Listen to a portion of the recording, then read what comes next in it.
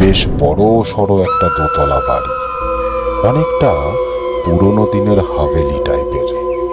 লোহার বড় গেট, বাড়িটার সামনের অংশে অনেকখানি খোলা চত্বর, দামি পাথর দিয়ে বাঁধানো।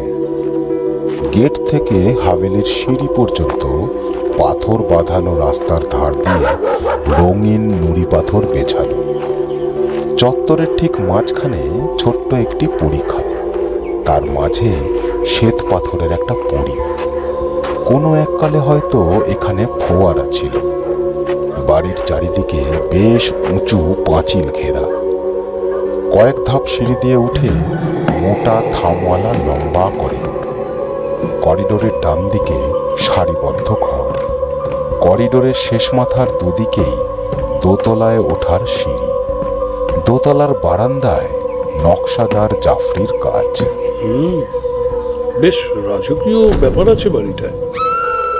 আসার সময় দেখছিলাম